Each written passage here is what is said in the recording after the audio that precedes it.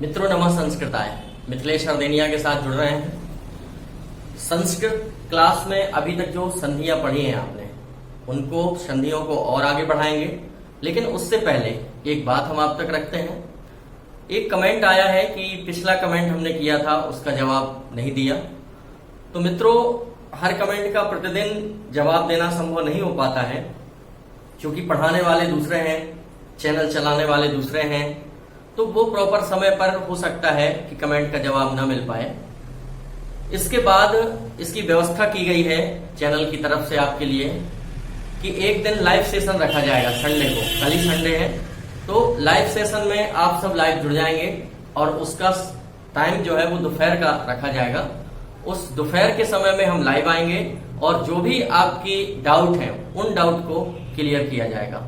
संधियों से डाउट है और जो भी डाउट है अभी तक के पढ़ाने में, वो हम लाइव आके और आपके पूरे डाउट सॉल्व कर देंगे।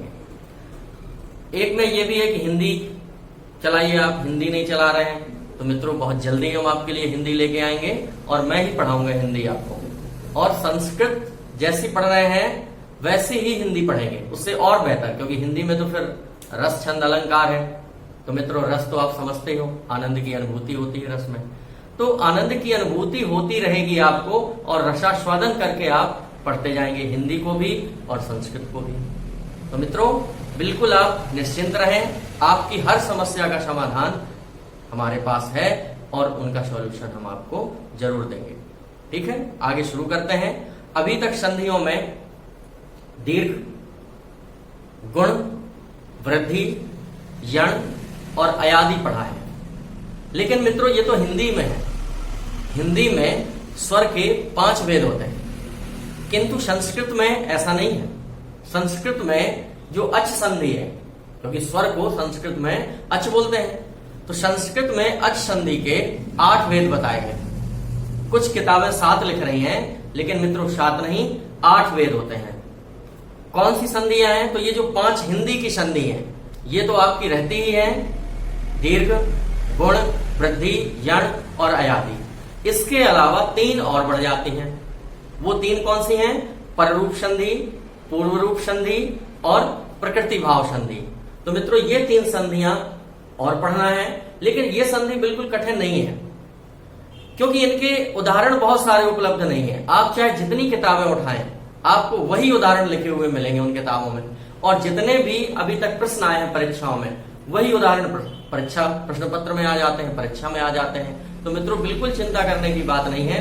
पररूप संधि, पूर्व रूप संधि और प्रकृति भाव संधि, जिसको प्रगृह्य संधि नाम से भी जानते हैं। ईद उद्देत द्विवचनम प्रगृह्य, इस तरह से इसका सूत्र रहता है प्रगृह्य संधि का। तो आगे चर्चा करते हैं, देखते हैं। तो आज हम पढ़ेंगे पूर्व रूप संधि। देखिए,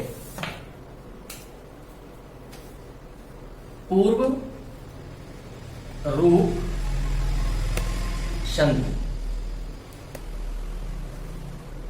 मित्रों अवग्रह का नाम सुना है आपने? इस तरह से एक चिन्ह देखा होगा आपने। कल भी चर्चा की थी अयादि संधि में, HYY जब सूत्र आपको समझा रहे थे तब इसके बारे में बताया हुआ था। तो ये जो चिन्ह है यही पूर्व रूप का चिन्ह है।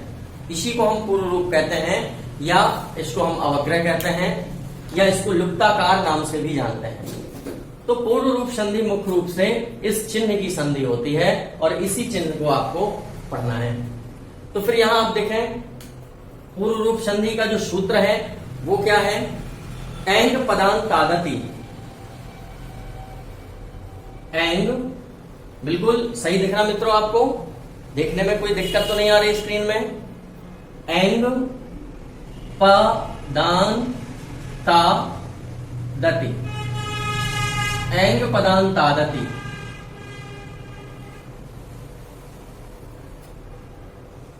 मित्रों ये एंग है, तो एंग आपको पता है कि एओंग एक प्रत्याहार होता है। एओंग प्रत्याहार में अंगा इत्संज्ञक वर्ण होगा, तो यहां ए और ओ बचे, ए ओ। एंग पदांत मतलब ऐसा पदांत हो जिसके अंत में ए हो या ओ हो। उसके बाद अथ। मित्रों ये है पदांत प्लस अथ। तो पदांत का आ और अथ का आ ये मिलकर बड़ा आ बना देते हैं। तो ये बन जाता है पदांता और ता का हो जाता है दा। ता का परिवर्तन दा में हो जाता है। तो ये पदांता दति बन जाता है इस तरह से। तो यहां पर अत है। अत का मतलब होता है छोटा आ। आपको पहले बता चुके हैं कि अत का मतलब छोटा आ और आत का मतलब बड़ा आ। तो यहां अत है मतलब ए ओ कहां पर हो? पदांत में हो। तो पदांत में ए ओ पश्चात मतलब यदि पदांत अंते विद्यमाना एंग और उसके बाद अनंतरम अत स्यात्। अत मतलब छोटा आ। तर्हि ए ओ स्थाने पूर्व रूप भवति। ए ओ के स्थान पर पूर्व रूप होता है। मतलब आप समझ गए होंगे कि यदि यहां पर ए या ओ हो उसके बाद अत हो। अत मतलब छोटा आ। क्योंकि मित्रों ये लिखा है पदांता दति। तो ये पदांत अत। तो पदांत में पदांत मतलब पद के अंत में। जैसे यहां पर हरे लिख दिया जाए तो हरे में देखिए आप ये एक पद हो गया। शब्द को संस्कृत में पद कहा जाता है। तो इस पद के अंत में क्या है? ए है। इस ए के बाद यहां पर कोई ना कोई ऐसा शब्द हो जिसका प्रारंभ ह्रस्व आ से हो, छोटे आ से हो। तो एंग पदांता दति मतलब एंग पदांत अत मतलब छोटा आ हो। शब्द है एक अव। तो वो कहते हैं कि क्या स्थिति होगी? तो फिर यहां पर पूर्व रूप में परिवर्तन होता है। किसका? आ का। क्योंकि यहां पर हर के बाद ए आ गया प्लस अव आ गया। तो ये सूत्र कहता है कि अगर ए या ओ के बाद अगर आ हो तो इस आ का परिवर्तन पूर्व रूप में हो जाता है या अवग्रह में हो जाता है। तो ये शब्द बन जाएगा हर प्लस ए प्लस आ प्लस वा। मित्रों यहां तक दिख रहा है नीचे तक आपको? हर प्लस ए प्लस आ प्लस वा क्या बन गया? ये शब्द बन गया हा रे आ व।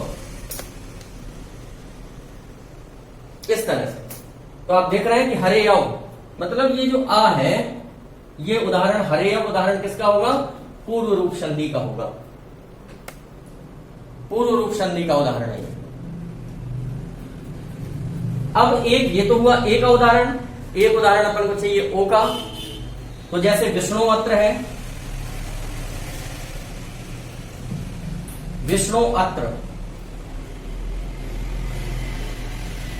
विष्णु प्लस अत्र। तो देखिएगा मित्रों कि यहां ओ विष्णु में विष्णु हलंत में प्लस ओ अलग हो जाएगा प्लस अत्र। तो मित्रों चूंकि ओ है और ओ के बाद ये आ आया है तो निश्चित है कि इस आ का परिवर्तन अवग्रह में हो जाएगा। तो ये शब्द जो बनेगा ये बनेगा विष्णु अत्र। कुछ नहीं सीखना है मित्रों, इसमें सिर्फ इतना ध्यान रखना है कि ए हो या ओ हो और उसके बाद यदि आ हो तो आ का परिवर्तन अवग्रह में हो जाता है। ध्यान रखिएगा। कौन सी संधि का होगा ये? पूर्व रूप संधि का। इसके और भी बहुत सारे उदाहरण हैं। साधो अत्र है, कवे अत्र है और कवे अवेही है प्रभु अनुग्रहाण है। ऐसे बहुत सारे शब्द हैं जिनको आप सॉल्व कर सकते हो। आपके पास और भी किताबें होंगी। प्रभु अनुग्रहाण या साधुवत्र या कवियत्र, इस तरह से बहुत सारे उदाहरण आपको मिल जाएंगे। अगली संधि अपन देखते हैं इसमें पर रूप संधि।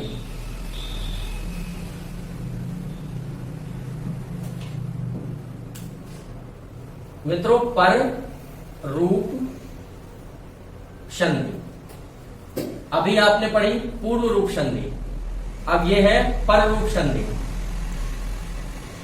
आपने अभी तक जो पढ़ा वो पढ़ा एंग पदांतादति, और यह है एंग पर रूपम। इसका सूत्र है एंगी। एंगी पर रूपम।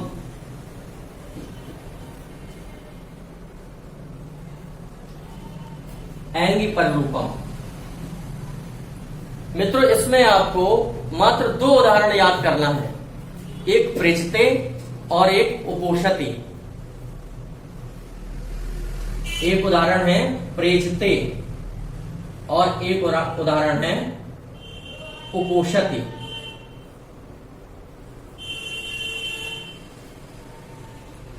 यही 2 उदाहरण आपको अधिकतर किताबों में मिलते हैं। अब जो प्रेजते है, प्रेजते का जो विच्छेद होगा वो होगा प्रा प्लस एजते,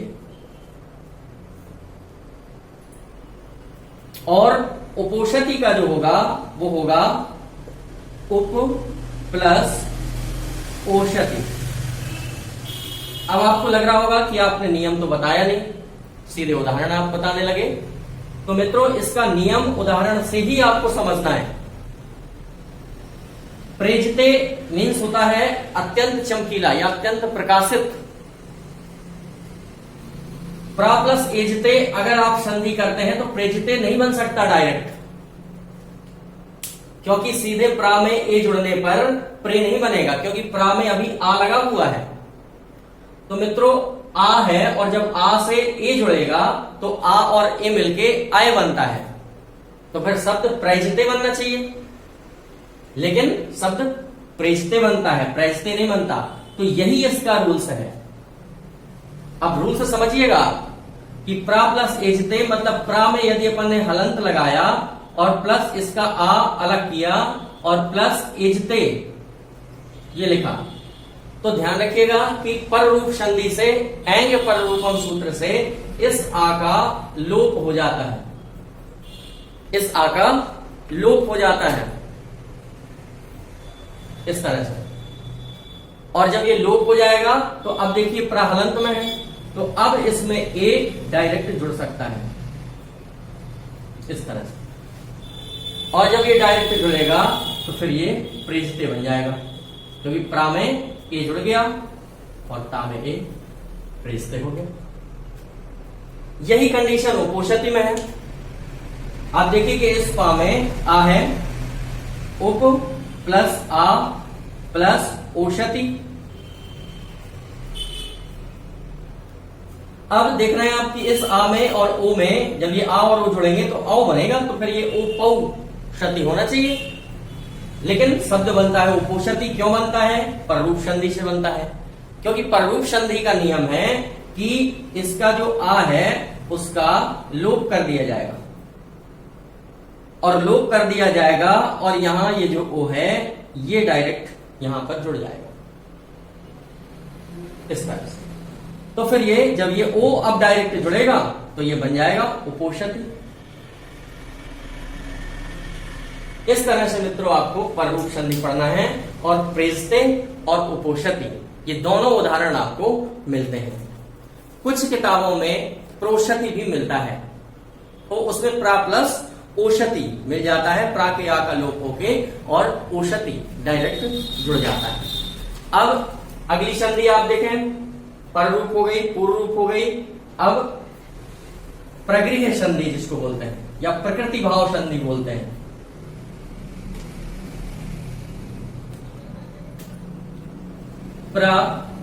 प्रकृति, प्रकृति भाव संधि, या इसको प्रगृह्य संधि नाम से भी जानते हैं। प्रगृह्य, इस तरह से मित्रों ये आधा हा है और इस आधा हा में ये या लगा है, इसको हम प्रगृह्य बोलते हैं। तो प्रगृह्य संधि या प्रकृति भाव संधि नाम से हम इसको जानते हैं। मित्रों इसका जो सूत्र होता है वो होता है ई दू दे द्विवचनम प्रगृह्य। ई दू दे द्वि, देखिए आप कितने दा हो गए, ई दू दे द्वि वचनम प्रगृह्य। प्रगृह्य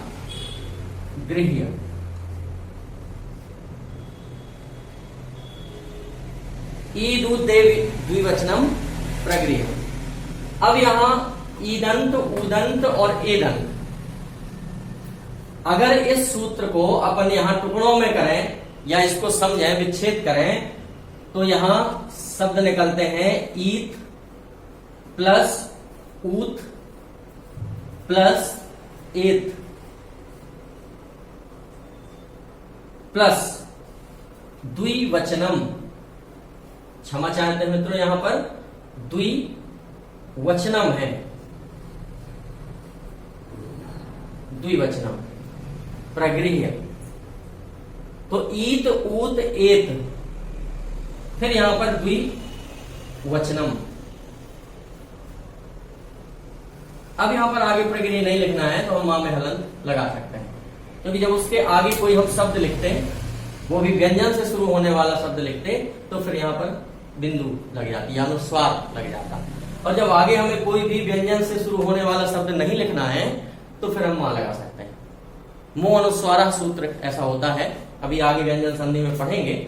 मुंह अनुस्वारा सूत्र ऐसा कहता है कि ऐसा करना चाहिए। ईत ऊत एत, अब अगर इसको जोड़ते हैं मित्रों तो देखिए जसत्व संधि होती है एक व्यंजन संधि में। जसत्व संधि का नियम होता है कि यहां पर किसी भी वर्ग का प्रथम वर्ण हो और उसके बाद यहां पर किसी भी वर्ग का तीसरा, चौथा या पांचवा वर्ण हो, या अंतस्थ हो, या हा हो, और या कोई स्वर हो। तो इस वर्ण का परिवर्तन इसी वर्ग के तीसरे वर्ण में हो जाता है। मतलब किसी भी वर्ग का पहला वर्ण हो, मतलब का हो, क वर्ग का का, या च वर्ग का चा, या ट वर्ग का टा, या थ वर्ग का ता, या प वर्ग का पा, इनमें से कोई भी वर्ण हो यहां प्लस के पहले, जैसे प्लस है ये, प्लस के पहले किसी भी वर्ग का पहला वर्ण हो, तो ता अपने त वर्ग का पहला वर्ण है। और कह रहे हैं कि प्लस के बाद यहां पर इनमें से कोई हो किसी भी वर्ग का तीसरा, तीसरा मतलब गाजा डा दावा, चौथा, चौथा मतलब घाजा ढा धावा, पांचवा मतलब अंगा इयाणा नामा, अंतस्थ मतलब यारा लावा, या हा हो, या कोई स्वर हो। तो अगर ऐसा हो तो वो कह रहे हैं कि इसके स्थान पर इसी वर्ग का, जैसे ये ता है तो ता वर्ग का कौन सा तीसरा वर्ण हो जाएगा, मतलब ता था दा, तो इसके स्थान पर इसी वर्ग का तीसरा वर्ण हो जाएगा। तो ता का परिवर्तन यहां मित्रों दा में हो जाएगा। तो फिर इस ता का परिवर्तन भी यहां दा में हो जाएगा और इस ता का परिवर्तन भी यहां दा में हो जाएगा। अब अगर इसको जोड़ दें तो यहां पर बड़ी ई बचा, यहां पर बड़ा ऊ बचा, और यहां पर ए बचा।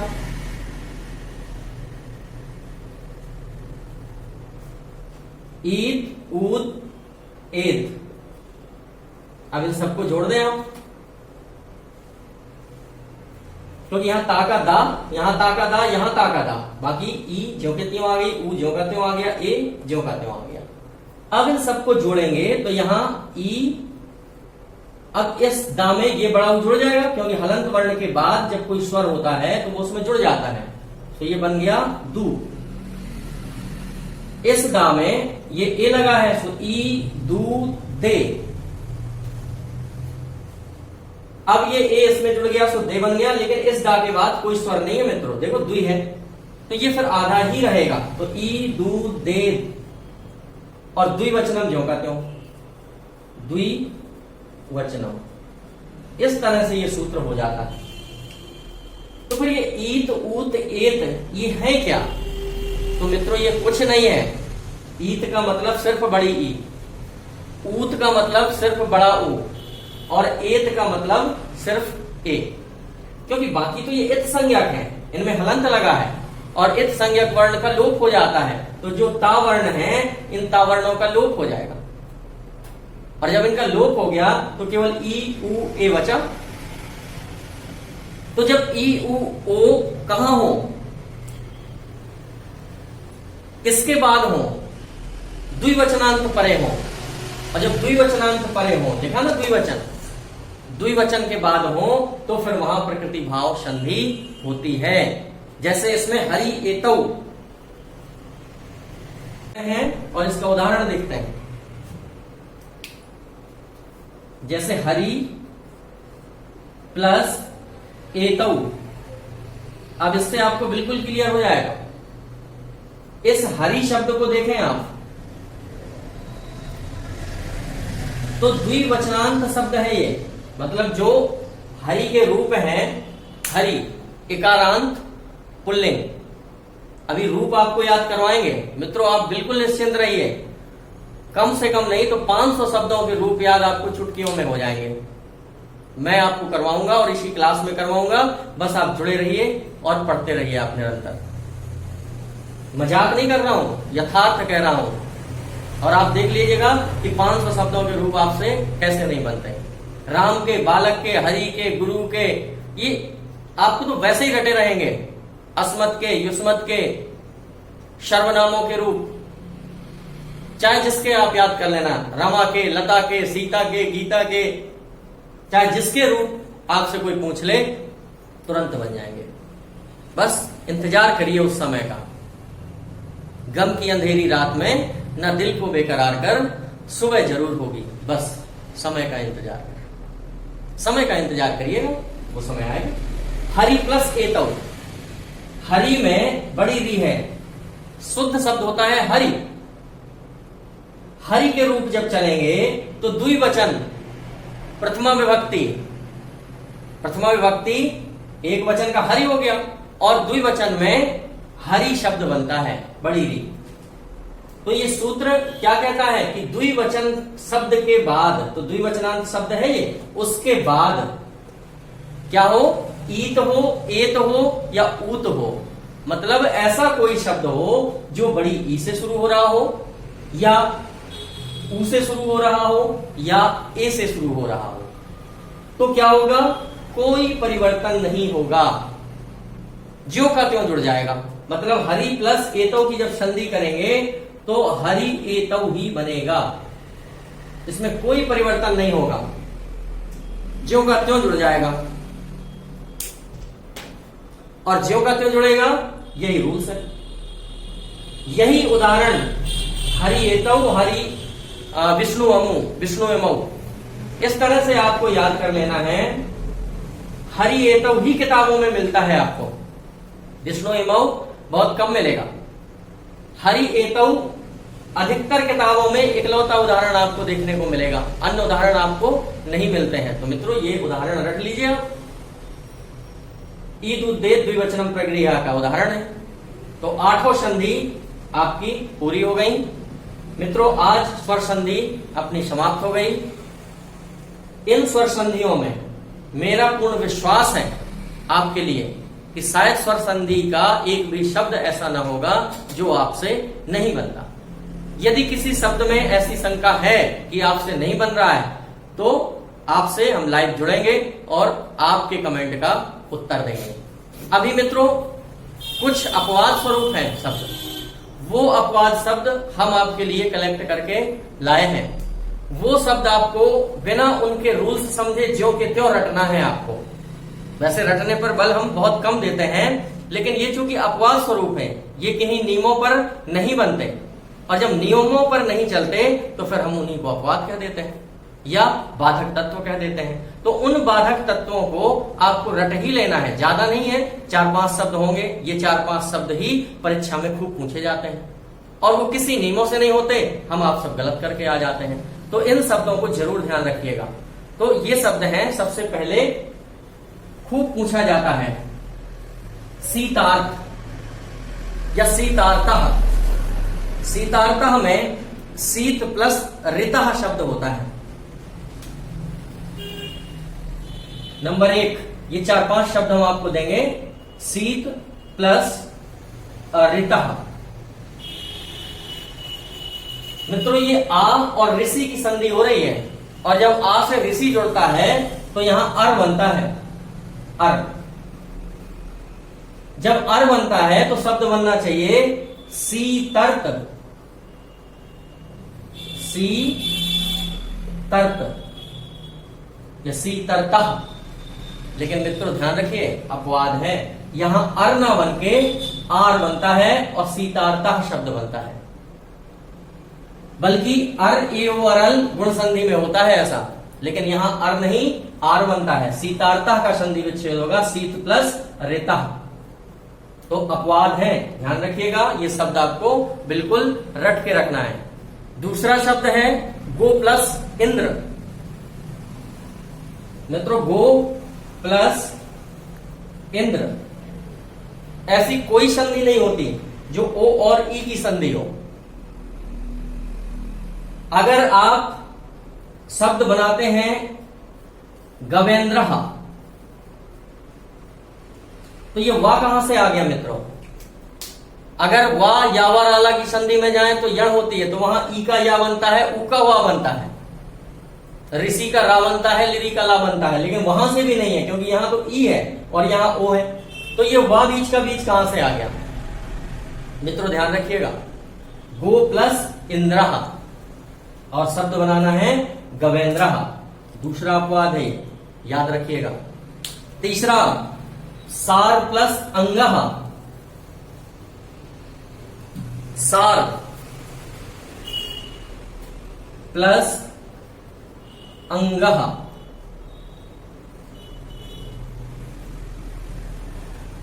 अब ये ज्यों का त्यों जुड़ता है। मित्रों अंग ऐसे लिख लें, यदि आपको कठिन लग रहा हो तो अंग ऐसे भी लिखा जा सकता है। बात एक ही है, चाहे आप अनुस्वार लिख दें और चाहे अगले वर्ण के पंचम अक्षर का प्रयोग कर दें। तो अगला वर्ण किस वर्ग का है? क वर्ग का। तो क वर्ग का पंचम अक्षर क्या होगा? अंगा। तो चाहे आप यहां अंगा लिख दें और नीचे गा लगा दें, या अंग, तो फिर ये बिंदी हटाना पड़ेगी। अगर केवल गा लिखना है तो फिर यहां बिंदी लगाना पड़ेगी। तो मित्रों इसमें कोई संधि नहीं होती है, सीधे जुड़ जाता है। और सीधे जब जुड़ेगा तो रा में आ पहले से है। अगर इस रा का आ और प्लस अंग जुड़ेगा तो मित्रों ये बन जाएगा सारांग। लेकिन ध्यान रखिए कि सारांग नहीं बनता है वहां, यही तो अपवाद है। क्योंकि अपवाद क्या है? जो नियमों पे ना चले, बल्कि सारंग बनता है। तो ध्यान रखिएगा कि ये अपवाद स्वरूप है। तो सार प्लस अंग सारंग बनेगा। और देखिएगा मार्तंड, चौथा अपवाद, मार्त प्लस अंड। ऐसा नहीं आपको लिखना है तो पंचम वर्ण मिटा के आप बिंदी रख सकते हो। अंड, दोनों एक ही हैं और दोनों सही हैं। चाहे अनुस्वार के स्थान पर अगले वर्ण के पंचम अक्षर का समावेश करवा दें और या फिर पंचम वर्ण के स्थान पर अनुस्वार लिख दें, दोनों सही है। व्यंजन संधि के नियम से ऐसा होता है, आगे उसको भी पढ़ेंगे। अनुनासिक संधि में ऐसा होता है, अनुनासिक संधि व्यंजन का एक सूत्र है, उसको पढ़ेंगे आगे। ये मार्त में यहां पर रियल में आ है और प्लस अंड में ये है, तो फिर ऐसा बनना चाहिए, लेकिन नहीं बनता है। और मार्त प्लस अंड सीधे मार्तंड बनता है। मार्तंड, मित्रों मार्तंड में सूर्य होता है, सूर्य का पर्यायवाची है। मेरी व्याकरण पुस्तक जो है मार्केट में उपलब्ध है छतरपुर में, तो मार्त उसका नाम ही मैंने मार्तंड रखा है, मार्तंड संस्कृत व्याकरण, क्योंकि सूर्य ऊर्जा का सबसे बड़ा स्रोत है। मार्त मीन्स किरणें होती हैं और अंड मीन्स अंड। मतलब एक ऐसा अंड या ऐसा गोला जो मार्ग छोड़ता है, किरणें छोड़ता है। इसलिए मैंने अपनी पुस्तक का जो नाम रखा, संस्कृत व्याकरण की पुस्तक का, उसका मार्तंड रखा, क्योंकि मार्तंड है, सूर्य है, और सूर्य ऊर्जा का सबसे बड़ा स्रोत है। इस कारण से मैंने अब उस पुस्तक का नाम मार्तंड रखा। तो ध्यान रखिएगा, मात्र प्लस अंड ज्यों का त्यों जुड़ रहा है, डायरेक्ट, कोई रूल्स नहीं लग रहा है इसमें। तो ये अपवाद स्वरूप है। कुछ अपवाद हमने आपको गुण के अपवाद भी बताए थे, जिसमें अछौहिणी, अच प्लस ऊहिनी बता चुके हैं आपको, प्रौढ़, प्रा प्लस ऊढ़ बता चुके हैं आपको, और स्वैर या स्वर्णी बता चुके हैं हम आपको, स्वा प्लस एणी। मित्रों, आज इतना ही, बाकी कल मिलते हैं अगली संधि के साथ, कल व्यंजन शुरू करेंगे। तब तक के लिए नमस्कार।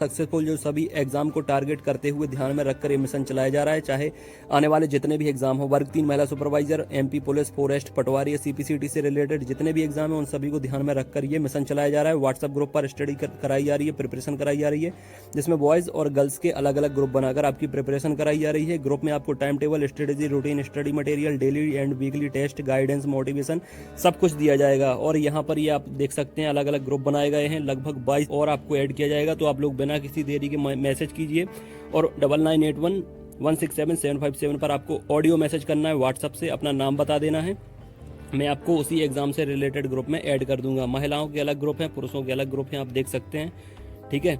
और इसके साथ साथ strategy, routine, syllabus, complete plan आपकी स्टडी के लिए, ताकि आप लोग बेस्ट रैंक हासिल कर सको यहाँ पर, ठीक है। आपकी तैयारी के साथ ही आपको पता लग जाता है कि आप अब अच्छी मेरिट हासिल करने वाले हो।